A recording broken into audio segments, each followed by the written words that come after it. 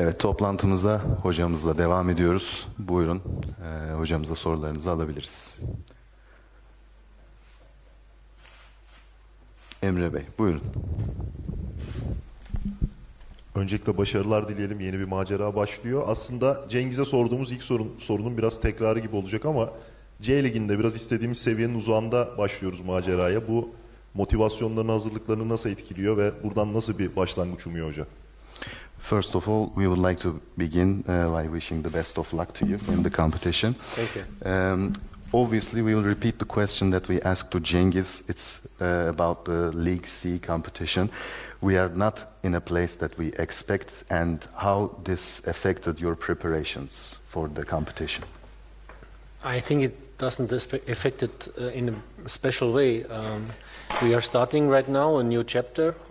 We are starting with let me say, after the retiring of Burak, with a new organization in the team, and the players, like Cengiz said, want to write their own history, and so for us, in the end, it is important to win 4 matches, and of course to develop our playing style.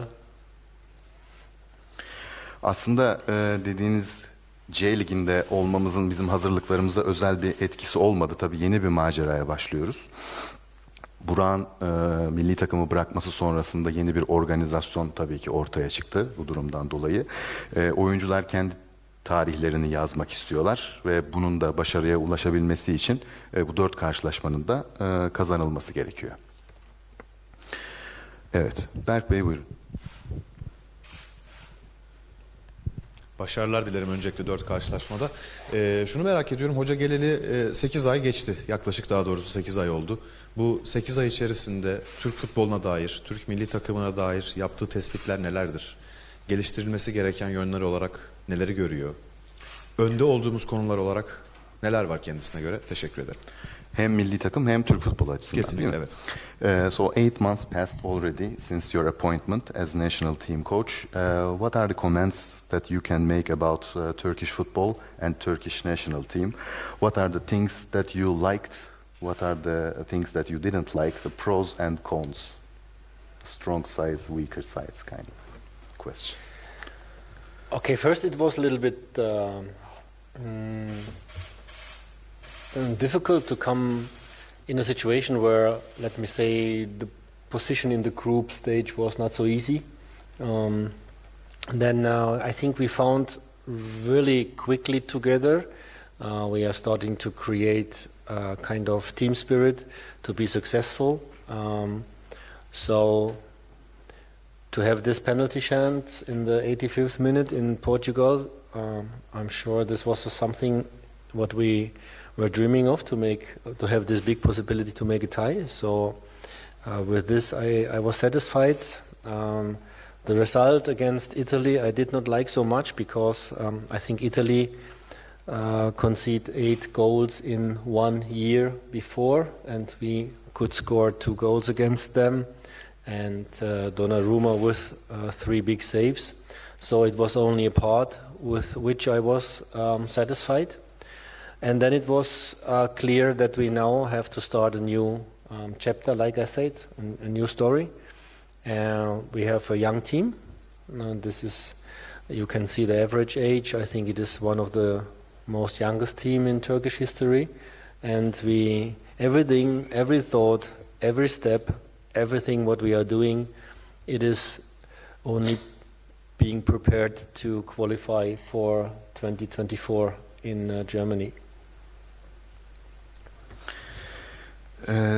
İlk dönemi hesapladığımız zaman, o zaman tabii gruptaki durumumuz kolay değildi. Hemen hızlı davrandık ve takım ruhuna odaklandık. Bunu geliştirecek işler yaptık ve tabii hepimiz Portekiz'deki kaçan o penaltı anını yakalayabilecek aşamaya gelmeyi çok istiyorduk. Hepimizin rüyası oydu.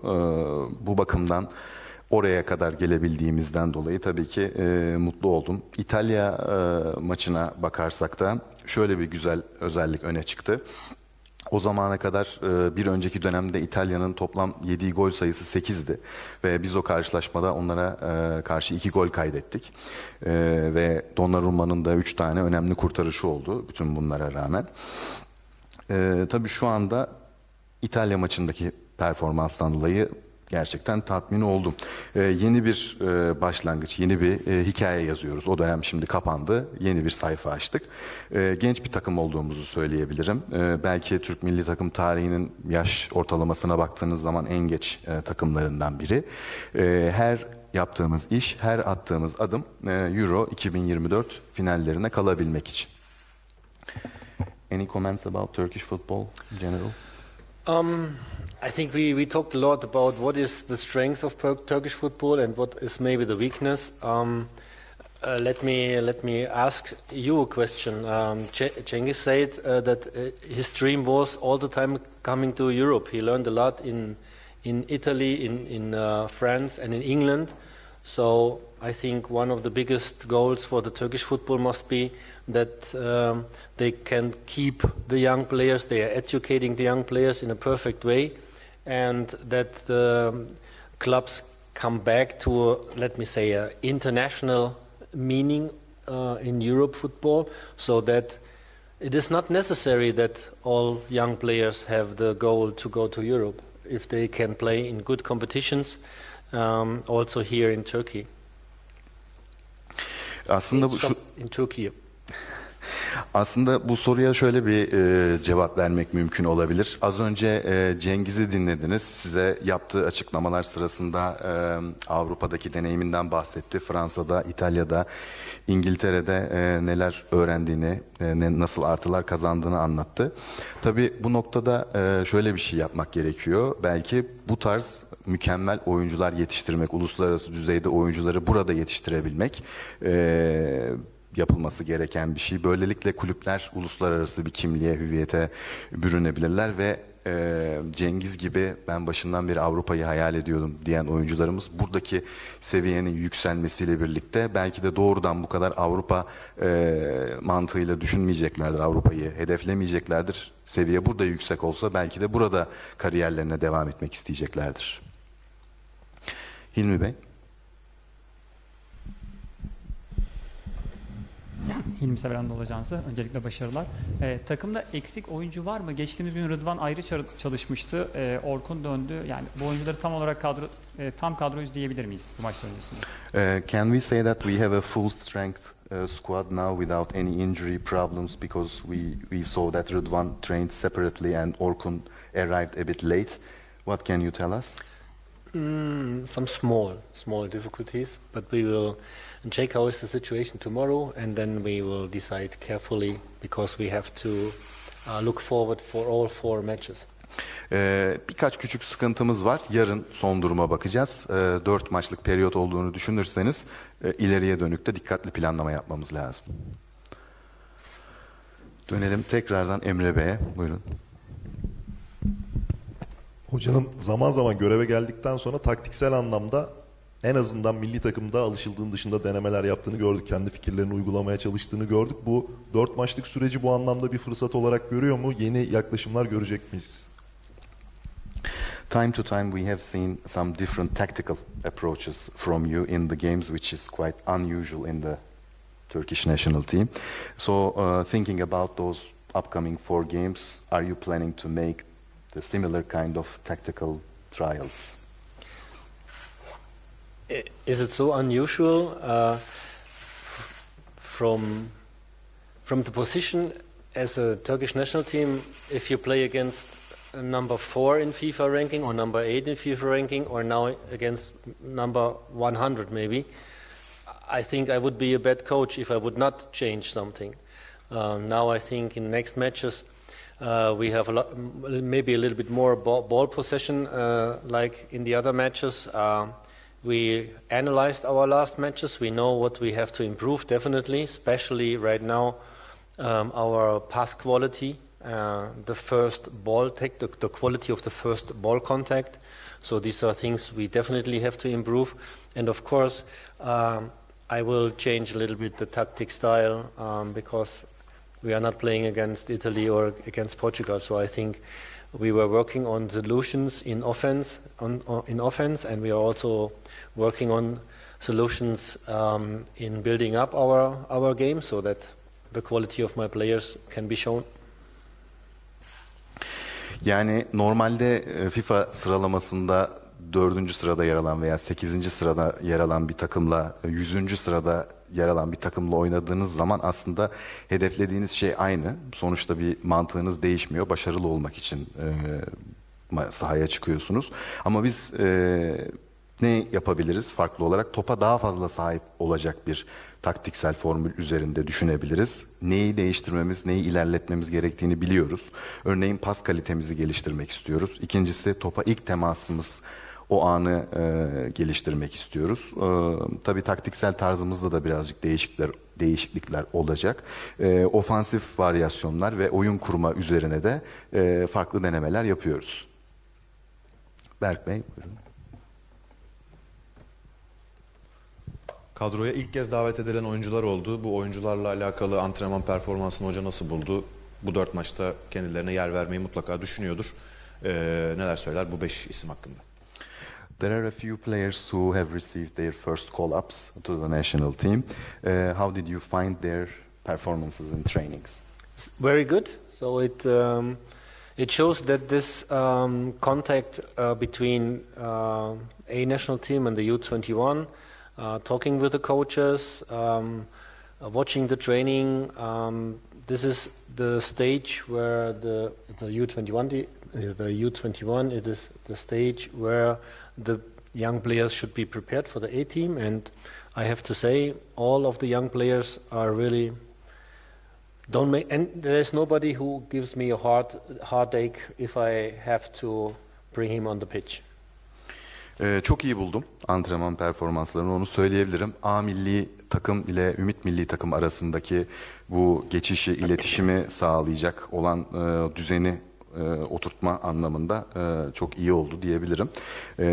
Zaten Ümit milli takımında idmanlarını takip ettiğimiz oldu, hocalarıyla görüşmemiz oldu. Bu irtibat, koordinasyon gayet iyi durumda. A takıma çıkacak oyuncular, çıkan oyuncular anlamında şu anda kadromuzdaki çağırdığımız o yeni isimlerden hiç kimse sahaya sürdüğümde bana baş ağrısı yaşatmaz diye düşünüyorum. Hilmi Bey. Dün akşam da Ümit Milli Takım idmanındaydık. Oradaki oyuncularla da röportaj yapma şansımız oldu. Onlar da A Milli Takıma kendilerini çok yakın görüyorlar. Bu değişim de onların umutlarını arttırmış durumda. Ümit Milli Takım'dan A Milli Takıma en yakın gördüğü isimler kimler şu an? Yesterday we were in the under-21 training and we spoke with a few players and we saw that they are really hopeful about making the jump to the senior national team. If you would like to give a few names, which players could possibly make the quickest jump to the senior team? Nice try. Nice try from him. iyi denemeydi gerçekten. If you could give names.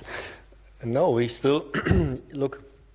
It makes only sense if, for example, about the U21 players, my colleague from the U21 is talking because he knows the players much more better.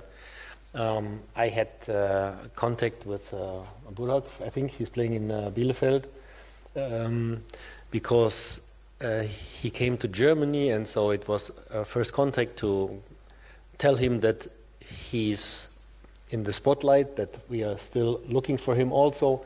But we did this also with 4, 5 or 6 other players, like I said, in Belgium, in Switzerland, in Austria, because this is our job.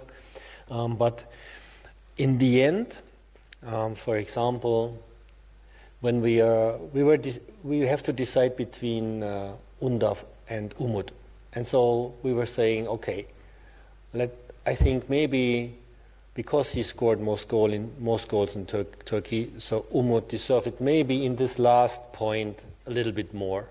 And then 2 days after annunciation, he had research and doctor in France, and he said he cannot come. And so, of course, I called my U21 colleague. It is part of our philosophy that then the next one should be a U21 guy who comes up. I talked to Watford because recommendation was Thiago. Watford gave the right informations, and so the decision was made that Thiago should come. Aaron, he was a little bit longer on our list. He was injured in the last matches, but we still had contact, and he could be prepared by the U21. And so it is going one by one. One is making really a good job in the goal. And yes, so I'm really satisfied how they are prepared for the A national team. Bahsettiğiniz oyuncular anlamında aslında tabii Ümit Milli Takım hocası olan meslektaşımın konuşması daha doğru olur detaylı olarak. Ama Burak'la temasımız vardı Bielefeld'de. Onunla görüştük. Artık Almanya transferi sonrasında bütün spot ışıklarının onun üzerinde olduğunu, daha sıkı takip edileceğini söyledim. Tabii 4-5 oyuncumuz var. Belçika'dan da, İsviçre'den de buraya gelebilecek. Milli takım kadrosu açıklanırken Deniz Undav ve Umut Bozok arasında hangisi arasında seçim yapsak diye düşünürken sonuçta zaten Süper Lig'de de en çok golü o attığı için tercihimizi Umut'tan yana kullanmıştık. Ama daha sonra bize sakat olduğu bilgisi iletilince son anda kadrodan çıkartmak durumunda kaldık ve acaba kimi alabiliriz diye düşündüğümüzde hemen Ümit Milli Takımımıza döndük. Oradaki hocamızla görüşmelerimizi yaptık ve Watford ile de görüştük. O görüşmelerin ardından doğru bilgiler her iki taraftan da gelince Thiago'da karar kıldık. Eren'den bahsedersek çok uzun süredir listemizde olan bir oyuncuydu. Son maçlarda sakat olduğu için aramızda olamamıştı. Ama şunu söyleyebilirim. Ümit Milli Takım'daki oyuncularımız A Milli Takım'a geçebilme adına gayet iyi bir şekilde hazırlanıyorlar. And for me, it is easy, you know. My colleague, he told me he makes a small characteristic of Cenk. And after the first training, when he was very quiet, and my colleague said that he's good character, he's talking, he tries to lead all the other players. So after the training, I was going to Cenk and said, hey, your coach told me something about you, but this is not the Cenk that he talked about. And then he said, I understand. The next day I got the Cenk like my colleague said. So this is easy because I have much more and better information about the players when they are coming the first time. I can handle it a little better. It is for me a little bit more easy to approach also in an easy way. And that makes it also for the player a little bit more easy because he said, okay, if my coach told him everything, so I don't have to be ashamed. Şimdi o Ümit Milli Takım hocası Tolunay Hoca ile yaptığımız konuşmalarda oyuncularla ilgili bilgi alırken Cenk'le ilgili bana şöyle demişti. Liderlik vasıfları olan, diğer arkadaşlarını da organize etme becerisi olan bir oyuncumuz. Ama burada ilk idmana çıktık. Baktım Cenk oldukça sessiz, hiç Tolunay Hoca'nın söylediği gibi değil yani. O yüzden idman bitince yanına gittim. Dedim yani ben senin hocanla görüştüğümde seninle ilgili çok farklı özellikler anlattı ama ben o Cenk'i görmedim bugün antrenmanda dedim.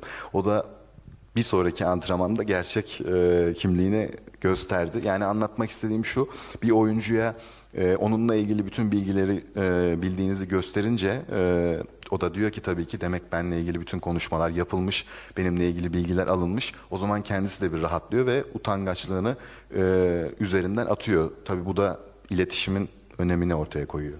Yeah, and meanwhile we try to speak French because he has to go from Belgium, I think, back to Lyon. I think he belongs to Lyon. And, you know, because I'm living close to the French border, we are trying to speak French some words that I can prepare him to go back to Lyon. Tabii biraz da Fransızca biliyor, ben de biliyorum. Birazcık Fransızca konuşuyoruz aramızda. Şimdi kiralık sözleşmesi bitiyor, Lyon'a dönecek. Ben de Fransa sınırına yakın bir yerde yaşıyorum, Almanya'da. İnşallah onun için de hayırlısı olur Lyon'da. Başka soru var mı acaba?